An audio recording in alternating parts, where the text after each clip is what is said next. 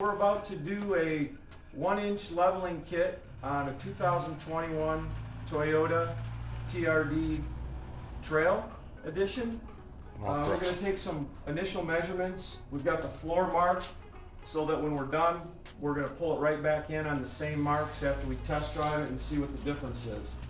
So right now, from the floor to the fender well in the front, we have 34 and a half inches. From the floor up to the edge of the fender.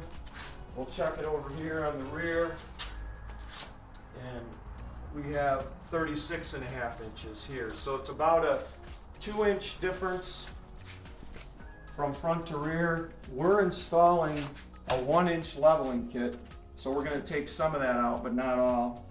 These are some aluminum spacers that we got on eBay.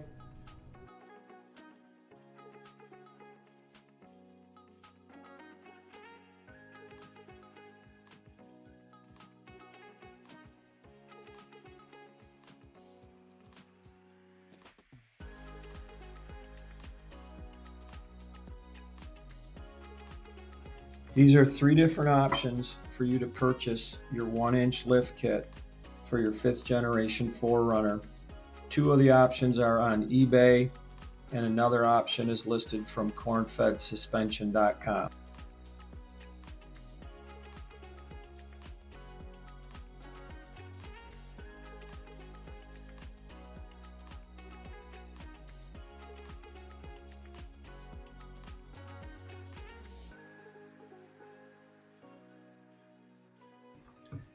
Shown here are some wide flange lock nuts that I found on eBay. They have pre-applied blue Loctite. They are a class 10. They have a 10 millimeter diameter with a 1.25 millimeter pitch. And this is something you could consider evaluating for your upper shock mounting towers. 3 per side are required.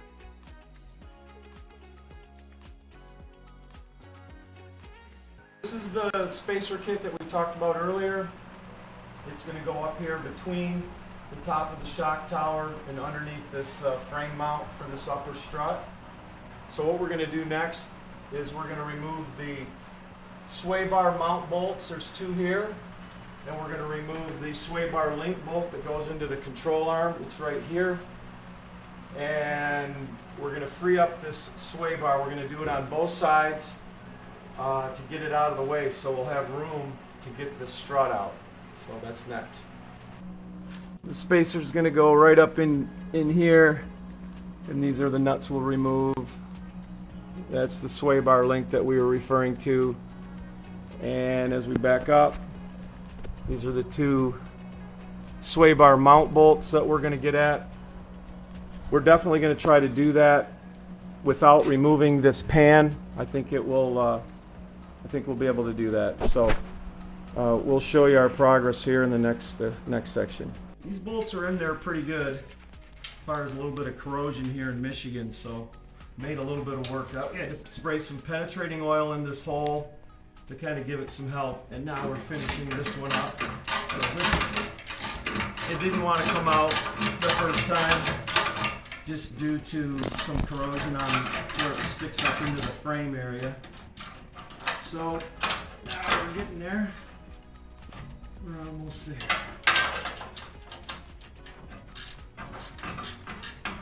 Leaving the skid pan on, it's a little bit of extra work, but the bolt on this one for the skid pan, there's some previous damage, so we're trying to leave that alone. But depending on where you're at, if you want to pull the skid pan off, it probably makes this job a little bit easier, but this isn't too bad at all.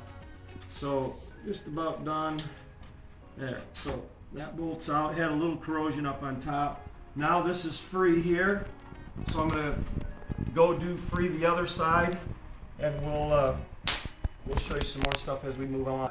The sway bar mount bolts freed up and out of there. You can see here the sway bar is free now with the pan still in. It took a little bit of work to get that set up, and now the sway bar is still hooked by the link bar to to this steering knuckle. So I'm going to use an air wrench and try to zip that wrench off. So I'm going to come over here, Marty.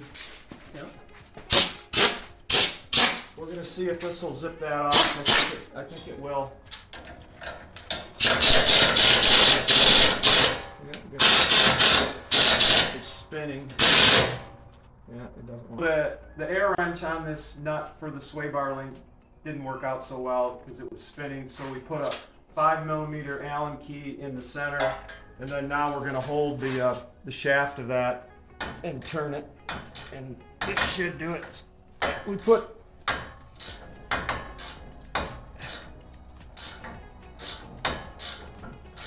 it's a little bit dry. We did put some penetrating oil on it, but we're in Michigan, and Michigan is hard on cars and fasteners, so this is working just fine. So you have to hold the middle with that 5mm Allen head in there, and this will free this right up.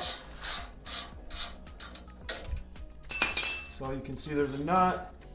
This comes off, and now this will come free. So this is all free to get out of the way, and this will come into play later when we're trying to get this out of it. Once we hook the other side, unhook the other side, we'll be able to swing this up and get it out of our way while we're doing the other work.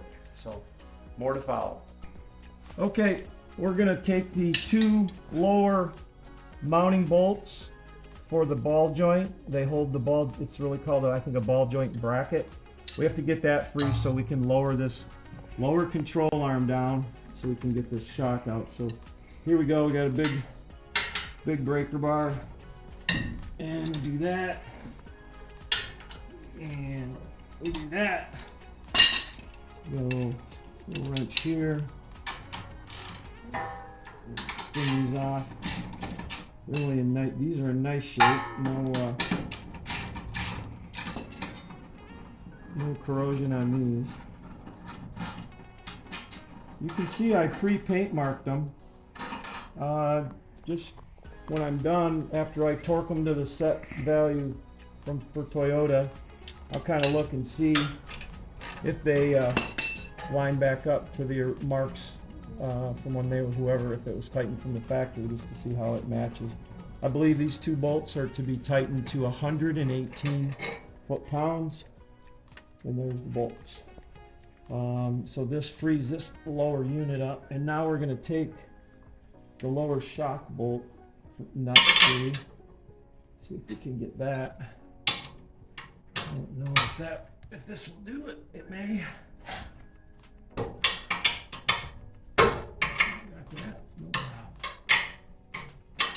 So that freed that up, no problem.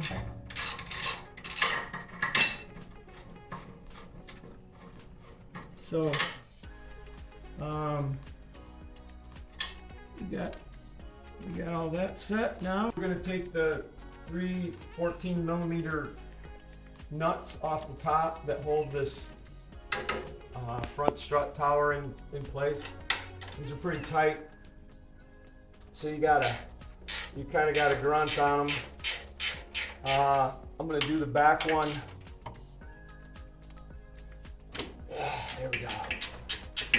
I'm going to take that back one all the way off. I'm going to leave one of them just slightly hanging on. I'm going to take the back one and one of these front completely off and just let it hang there on one nut. But it takes a little bit of work here. I got a ratcheting. I'm using one of these wrenches. It's got a little ratchet on it. It's really, really nice for this. You're in tight quarters.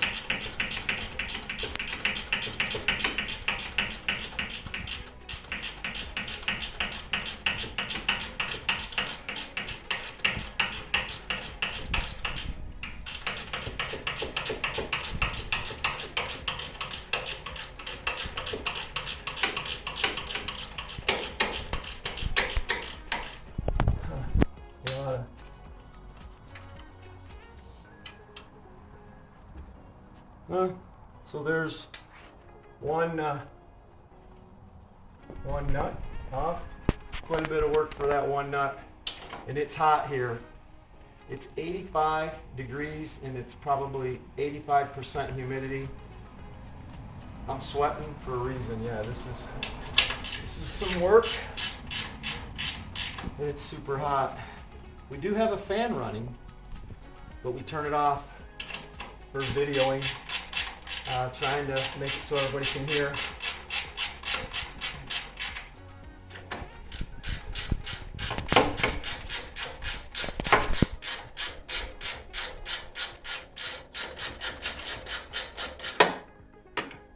Okay, on this last one, I'm gonna take this nut and just put it back on with a few threads just to hold it so this thing doesn't go falling, doesn't come clunking out eventually. I'll remove that when I need to. So I'm gonna drive the bolt out that's holding the lower shock mount in. So I've already got the nut off, and you can see we're just gonna pound on it a little bit, nice and easy, not too much force. And yep, she's coming out, so just a little bit more.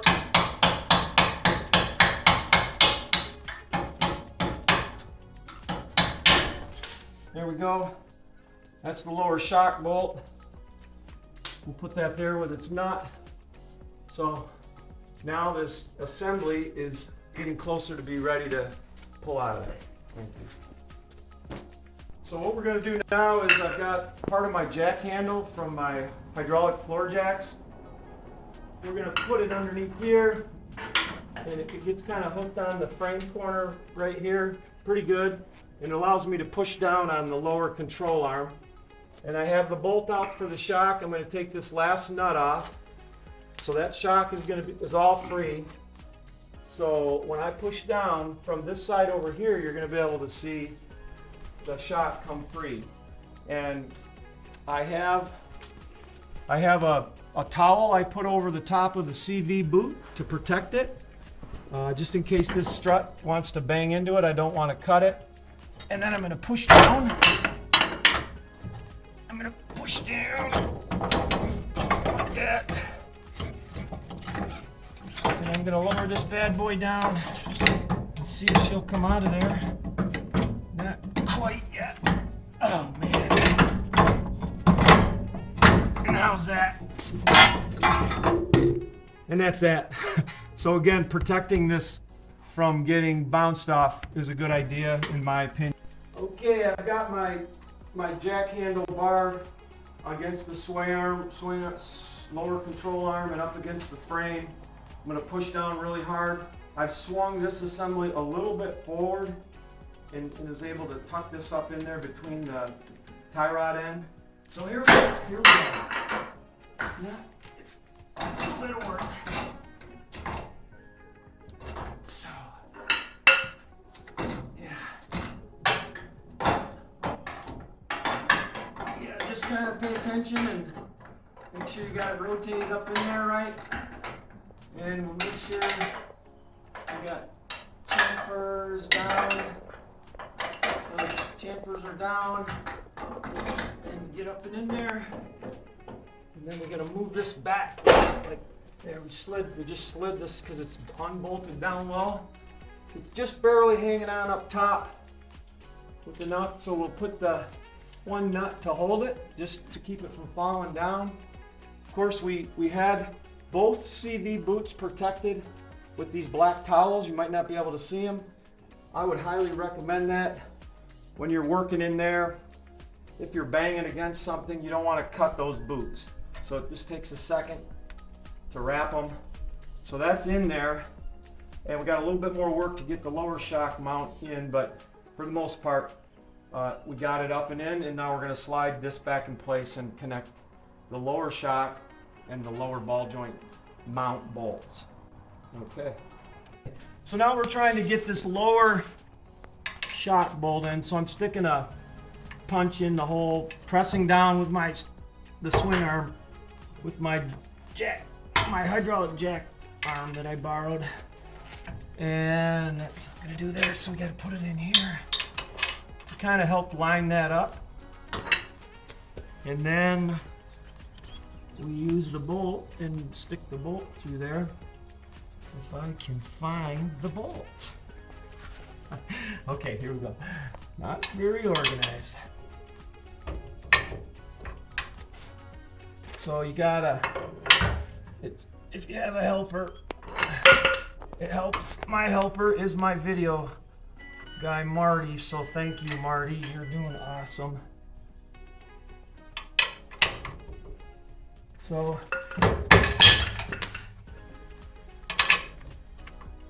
it's a little bit of a trick because there's some load on everything, and there it goes. And that's that. So, and then now I'll drive it all the way in.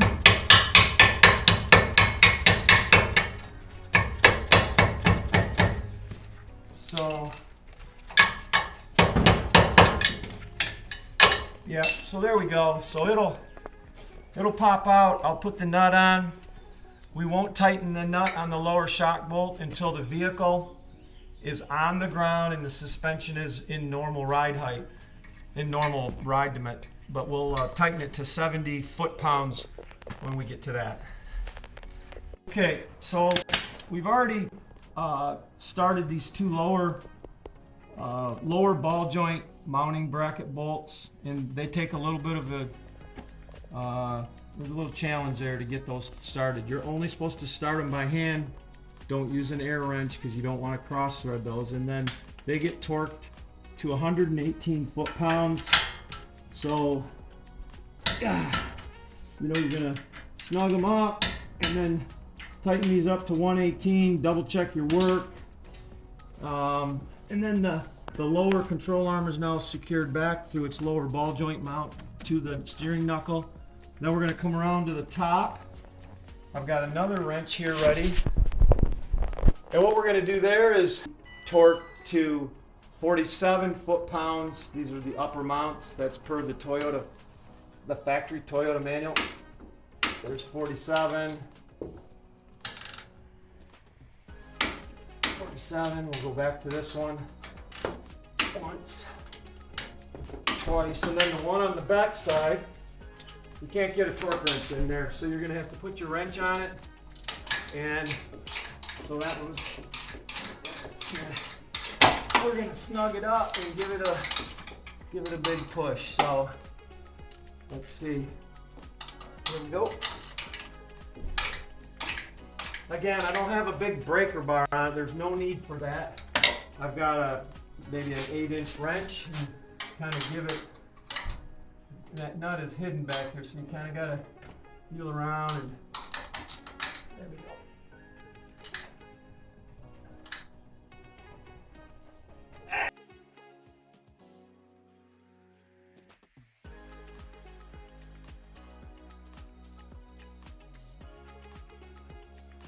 So, it's still hot here, and I'm still sweating. So, we turned the fan off for the video so you can hear a little better.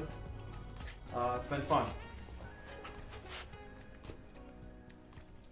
Remember, we didn't really unhook any of these hoses, any of these cable mounts. You can do that if you like. We didn't seem to have a problem getting this strut in and out of here. So the last thing we have is we got to remount the sway bar, which was really good to have it out of the way and completely free. So it's just laying in here all free. We're just gonna slide the link bar mount in. We're gonna hand thread this on. Again, this particular nut right here, per the Toyota book, is 52 foot-pounds if you're gonna use a torque wrench. I know some of you may just put the air gun to it, but that's up to you. And then this is the sway bar mount, which mounts it up to the frame. There's two bolts. This little metal piece just fell off. So this just clips around. And then we're gonna put the two bolts back up through the frame, and we're gonna tighten those up. Okay, so we're all done now. We've installed the 1-inch lift kit, 1-inch leveling lift kit on the front. We're gonna do a measure now. We've just taken it for a test drive. We drove it down the road about 4 miles just to let things settle out, and we'll get a read and see how it is as far as being level, or close to level. So the back measures 36.5, and then the front now measures just a little bit bigger than 35.5. So when we started, the front measured 34.5, So that 1/2 inch spacer, pick the front up 1 inch, and that's really what they said in the brochure, that 1/2 inch aluminum spacer would jack the front of the vehicle up 1 inch. So it looks really good. I think it looks a lot better than the 2-inch droop. One thing I can't stress enough is keep track of what you're doing on your vehicles when you're working on them. So as you can see here, we made a checklist for this 2021 4Runner, and then all the various tasks that we had to do, their respective torque values, they're all listed there. And then driver side, passenger side, and then when we did them, we sort of check them off on our little homemade checklist, which is written right on my countertop here on my bench. Everything goes pretty smooth. Then you know, you get busy and you can't remember sometimes what's going on, and this way, you know, it's just on the bench. I'll take a little lacquer thinner at another time, clean it off, and it's ready when I work on another friend's vehicle. So hope you enjoyed our video. We certainly had fun making it, and we'll look forward to coming up with another one that hopefully helps folks when they're working on their vehicles. Thank you. Okay, this is Marty's 4Runner that we've been working on with this lift kit, and he appears to be a happy friend and happy customer. Lifted and leveled. All right, look at that. Looks good. It's pulling out, and she looks nice.